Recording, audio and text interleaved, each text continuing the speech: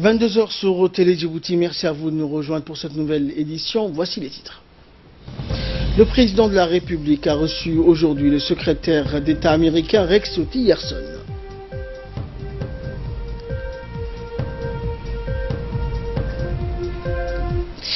Merci à vous de nous rejoindre sur Télé Djibouti. Le chef de l'État Ismaël Omar Guelleh a reçu aujourd'hui vendredi en milieu de matinée au palais présidentiel le secrétaire d'État américain Rex Tillerson en visite de travail à Djibouti dans le cadre d'une importante tournée qu'il effectue auprès de 5 pays du continent africain. Pour nous en dire plus, Samatar Saïd. Bonsoir Samatar. Bonsoir Ahmed. Alors comment s'est déroulée cette rencontre entre le chef de l'État et le secrétaire d'État américain? Eh bien, Ahmed, un signe de bâton de l'importance que les États-Unis accordent à la République de Djibouti. Notre pays intervient à la deuxième étape de cette tournée de Rex Tillerson en Afrique. Au cours de la rencontre, le président Guelleh et le secrétaire d'État américain ont évoqué ensemble les relations d'amitié et de coopération entre les deux pays et les deux peuples. La collaboration privilégiée que les deux nations entretiennent en matière de développement économique a également été abordée au cours de cette audience.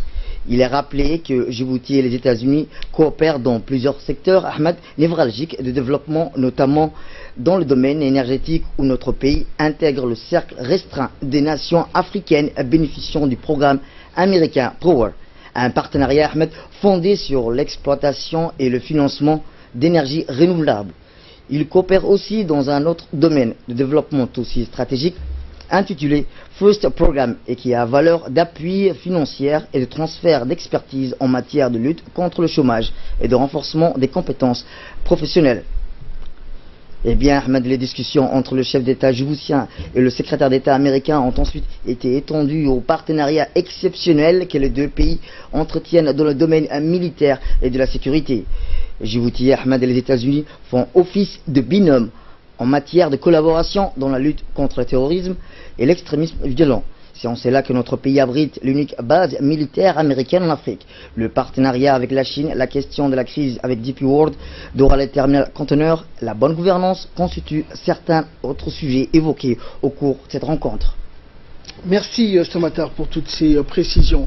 Et à l'issue de sa rencontre avec le président Guelleh, le secrétaire d'État américain Rex Tillerson a remercié les autorités djiboutiennes pour l'accueil chaleureux réservé à lui-même ainsi qu'à sa délégation. Il a apprécié et salué le leadership du numéro 1 djiboutien. Dans une déclaration faite donc à sa sortie de la rencontre avec le président Guelleh, le secrétaire d'État américain s'est déclaré, je cite, « Permettez-moi tout d'abord de remercier les autorités djiboutiennes pour l'accueil chaleureux et je salue également le leadership du président de la République Ismaël Omar Guelleh, non seulement ici à Djibouti mais également dans toute la région. Nous avons eu une discussion très fructueuse sur comment nous pouvons approfondir les relations djibouto-américaines.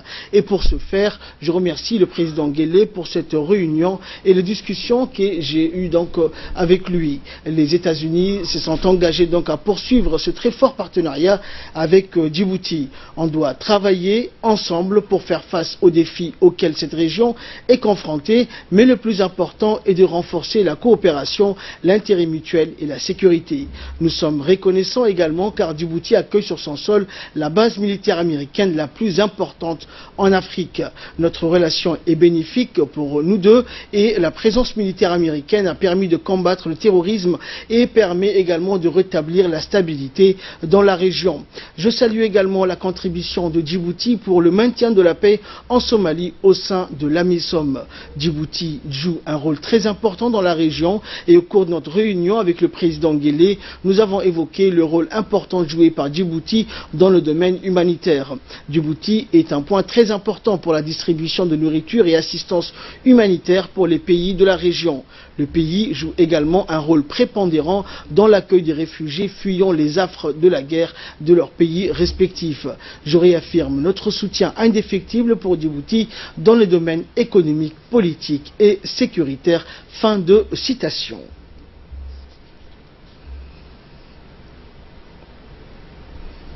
Safeguarding the free flow of global commerce through the Red Sea, allowing billions of people to access goods from all over the world by keeping the sea lanes free and open. Et de son côté, le ministre des Affaires étrangères et de la coopération internationale, porte-parole du gouvernement, Mahmoud Ali Youssouf, a mis en exergue les différents points soulevés durant la réunion entre le président Guelleh et Rex Tillerson. On l'écoute. Nous sommes fiers aujourd'hui que l'administration américaine ait pu compter Djibouti dans ce périple, d'où l'importance qui est accordée à notre pays par l'administration américaine. Comme vous le savez, Djibouti abrite le camp Lemonnier et ce partenariat sécuritaire et militaire se focalise sur la lutte contre le terrorisme et l'extrémisme violent. Les entretiens avec M. Tillerson ont porté donc sur des sujets aussi variés que la paix et la sécurité dans la région, le partenariat avec la Chine, la question du DCT et de DP World, la bonne gouvernance, le renforcement des capacités et l'insertion professionnelle. Les États-Unis et Djibouti sont des alliés et des partenaires fiables qui œuvrent à la stabilité des pays de la région et au développement durable. Djibouti s'est engagé aux côtés des États-Unis dans la lutte donc contre ces phénomènes. Par ailleurs, nous travaillons aussi dans le cadre du forum binational qui se réunira cette année au mois d'avril prochain. Et l'ensemble donc des thématiques abordées au cours de cette audience ont d'ailleurs fait l'objet de préambules à une conférence de presse conjointe du ministre djiboutien des Affaires étrangères Mahmoud Ali Youssouf et du secrétaire d'État américain. Il s'agit donc d'une conférence de presse conjointe tenue à la présidence de la République à l'issue des entretiens entre le chef de l'État djiboutien et le secrétaire d'État américain. Mahmoud Ali Youssouf donc qui a tenu cette conférence de presse conjointe avec le secrétaire d'État américain avait pris part donc tout comme le secrétaire général de la présidence Mohamed à la rencontre entre le président Guelleh et M. Tillerson. A noter également la présence à cette rencontre de l'ambassadeur des États-Unis d'Amérique auprès de la République de Djibouti. Donc nous rappelons que le secrétaire d'État américain Rex Tillerson est en visite officielle à Djibouti. Nous avons profité de cette visite pour lui poser lors d'une conférence de presse des questions ayant trait aux investissements et échanges économiques, mais également concernant le volet sécuritaire. Tel était donc le contenu de cette conférence. Notre correspondante Aïcha Abdillahi était sur place. Et deux points donc ont été abordés par M. Rex Tillerson lors de cette conférence de presse, les échanges commerciaux et les investissements, ainsi que la situation sécuritaire. Il a indiqué donc, je cite, « J'ai bien discuté profondément de l'état de lieu en matière d'investissement avec les autorités concernées et surtout de ce qu'attendent les investisseurs américains de Djibouti, surtout pour garantir la sécurité et renforcer leur confiance vis-à-vis du marché djiboutien. Il est vrai qu'il existe beaucoup de potentialités d'investissement à Djibouti et d'autre part, nous essayons, a poursuivi le secrétaire d'État américain, de sensibiliser les hommes d'affaires djiboutiens en vue de comprendre et d'appréhender le système d'approche ou mode opératoire des investisseurs américains. Rex Tillerson a également insisté sur le fait qu'en matière d'investissement, la transparence était de norme. Et concernant donc le volet sécurité régionale, le secrétaire d'État américain a indiqué donc que dans le cadre de la lutte contre le terrorisme et les extrémistes d'Al-Shabaab en Somalie, il était clair que Djibouti jouait un rôle majeur, notamment par l'envoi dans ce pays des bataillons pour renforcer l'AMISOM, tout en travaillant avec l'Union africaine en vue d'accomplir pleinement son rôle essentiel de coordinateur régional.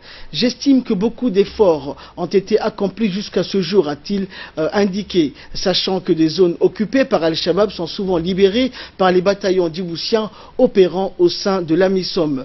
Suite à mes discussions avec les autres autorités de l'Union africaine, nous avons constaté qu'il y a beaucoup à faire en Somalie, notamment en matière de paix, de stabilité et de développement économique.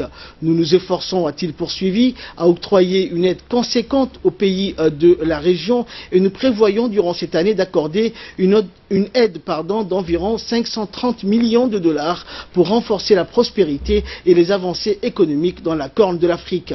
C'est une réalité que les investisseurs américains émanent donc essentiellement du secteur privé. Aussi, en tant que gouvernement américain, nous exhortons les hommes d'affaires américains d'investir pleinement dans cette région de l'Est africain, notamment pour les relances et équilibres économique.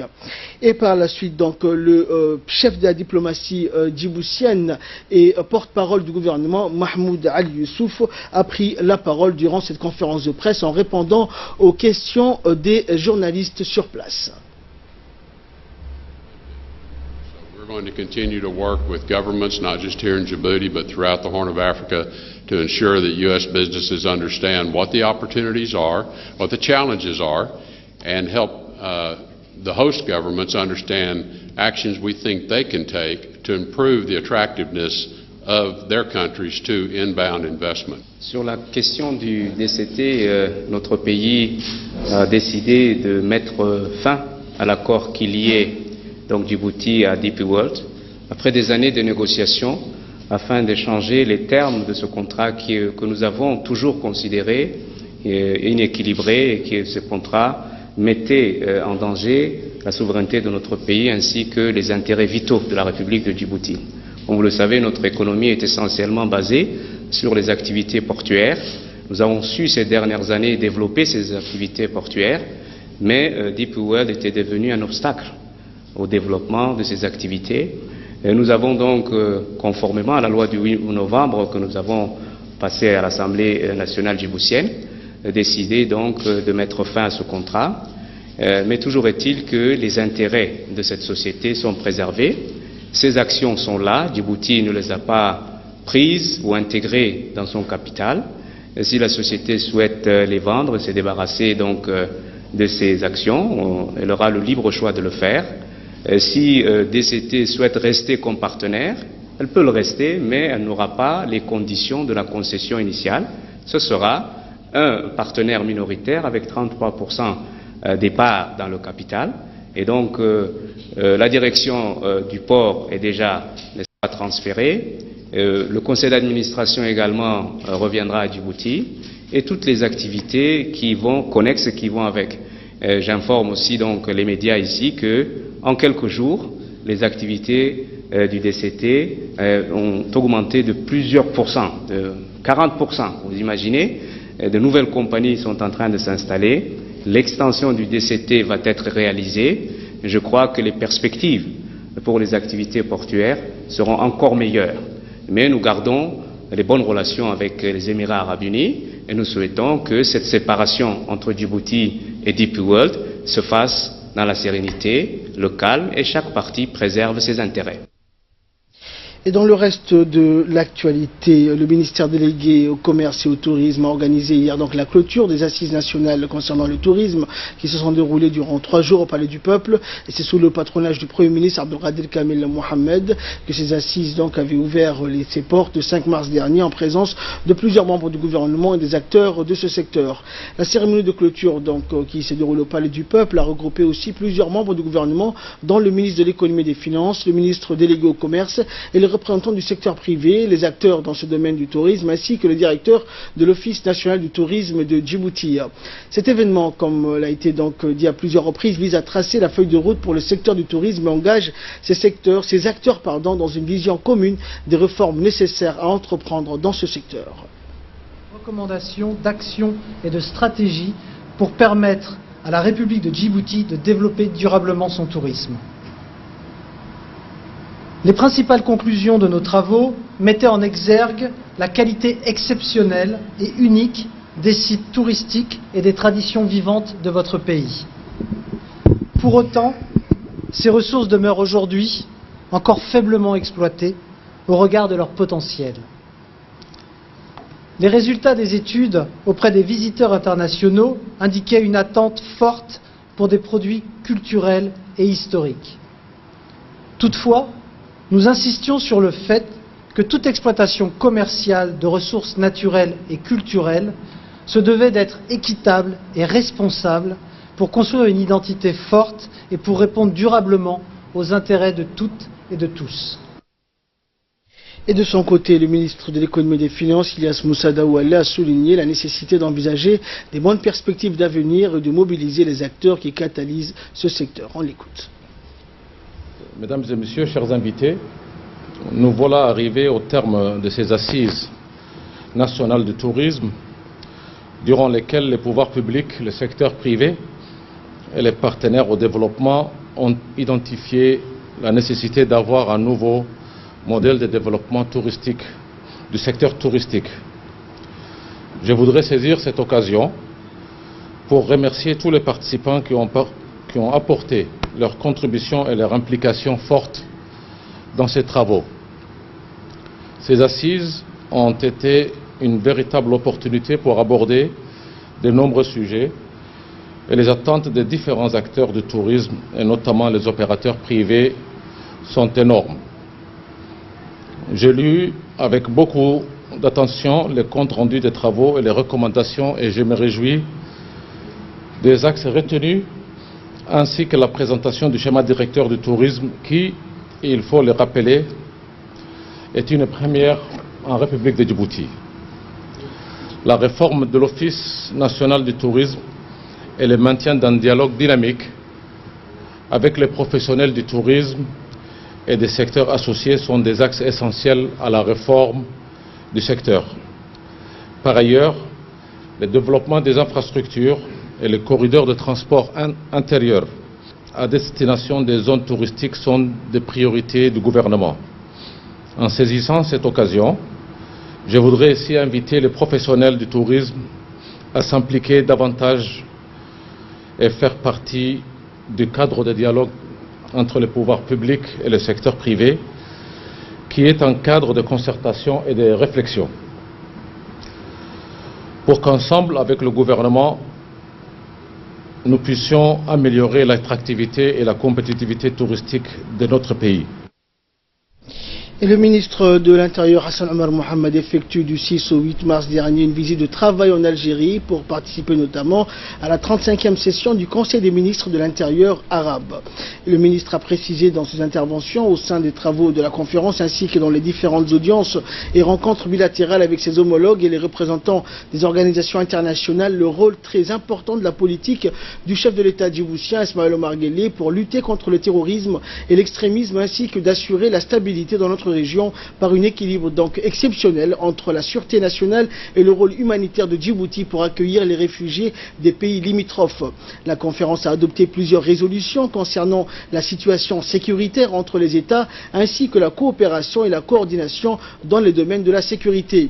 Le ministre djiboutien a rencontré en marge de la conférence, en audience, le ministre de l'Intérieur du Royaume d'Arabie Saoudite, son Altesse Royale, le prince Abdelaziz Ben Saoud Ben Naef, où il a discuté donc de la coopération bilatérale entre les deux pays frères en matière de sécurité. Le ministre djiboutien a également félicité son homologue saoudien pour sa désignation comme président honoraire donc, du Conseil des ministres de l'Intérieur arabe. Et pour sa part, le prince a félicité le ministre djiboutien pour le rôle sage de la politique de la République de Djibouti dans la région.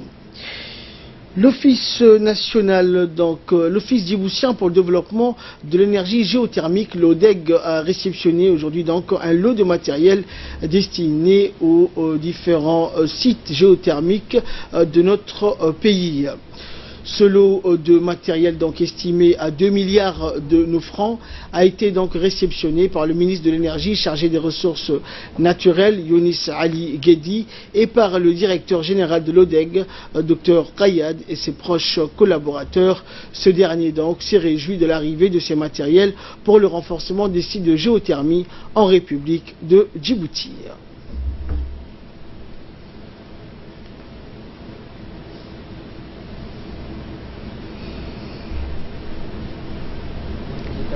De réaliser des forages de plus de 4000 mètres de profondeur va nous servir pour la confirmation de toutes les ressources géothermiques que nous avons pu identifier à l'échelle nationale et particulièrement cette foreuse qui sera aujourd'hui mobilisée au site des pétroliers. Et la direction donc de la dette publique du ministère du budget a abrité donc ce jeudi un atelier de formation sur la formulation d'une stratégie de gestion de la dette à moyen terme organisée donc par la direction de la dette publique avec le concours de la Banque mondiale qui séjourne dans la capitale du 4 au 13 mars dans le cadre de la mission d'assistance technique pour le renforcement des capacités de la gestion de la dette publique de Djibouti. Cette mission dirigée donc par Julie Sati Lao a vu donc la participation de plusieurs experts. 20 participants issus des directions du ministère du budget et du ministère de l'économie et des finances ainsi que de la Cour des comptes et de la Banque centrale de Djibouti ont pris part donc à l'atelier qui se déroulera sur 4 jours pour se familiariser avec la méthodologie d'élaboration de la SDMT. Maintenant, sur l'atelier, je voudrais d'abord avoir une pensée pour la femme djiboutienne, puisque c'est la journée du 8 mars. Donc on aura d'abord une attention particulière pour tous nos concitoyens, faire en sorte de mobiliser les ressources pour Djibouti de manière optimale.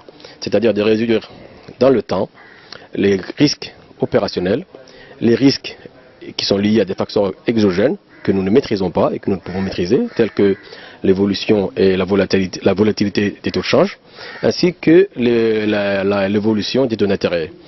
Compte tenu de ces données exogènes, nous devons, à travers les modèles que nous allons mettre en place, essayer de minimiser le coût de la dette pour Djibouti.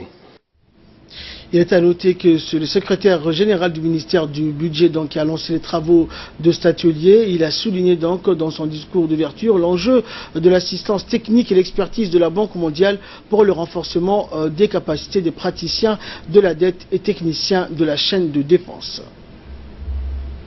L'initiative de cet atelier. C'est un immense plaisir pour moi de vous souhaiter la bienvenue à cet atelier de formation sur la formulation d'une stratégie de la dette à moyen terme, organisée dans le cadre de l'assistance technique au renforcement des capacités de gestion de la dette publique de Djibouti sur la période 2017-2018. Cet atelier, qui durera 4 jours, combinant des sessions théoriques et pratiques, s'inscrit dans le souci des autorités de renforcer la gouvernance publique par le biais de l'amélioration de la performance de la gestion de la dette. Et je tiens ici à remercier les experts de la Banque mondiale et de la CNUSET pour les efforts qu'ils mettent en œuvre afin d'améliorer et de renforcer nos ressources humaines dans le domaine de la gestion de la dette. Cet atelier fait suite à l'évaluation plus connue sous le sigle de DEMPA réalisée en avril 2017 par la Banque mondiale à la demande des autorités qui visait à établir un premier diagnostic de l'outil de gestion de la dette. Cette mission vise maintenant à renforcer les capacités analytiques en matière de gestion de la dette en nous aidant à analyser le portefeuille de la dette publique actuelle en termes de coûts et risques, d'analyser les différentes stratégies alternatives à moyen terme et évaluer les coûts et risques associés ainsi que leur faisabilité, et formuler in fine une stratégie de la gestion de la dette à moyen terme en se basant sur le contexte macroéconomique de Djibouti, la situation de la dette publique et les contraintes en matière d'emprunt. Mesdames et messieurs les participants, vous avez été désignés afin de participer à cet atelier et pour vous apporter un support technique en tant que praticien de la dette, mais également en vos qualités de technicien ayant trait à la chaîne de la dépense, pour renforcer vos capacités d'analyse du portefeuille de la dette publique sous l'optique coûts et risques. Je suis ravi de présider ces travaux et demeure convaincu qu'à travers cet atelier, vous puissiez bénéficier de l'expertise nécessaire pour les missions qui vous sont dévolues.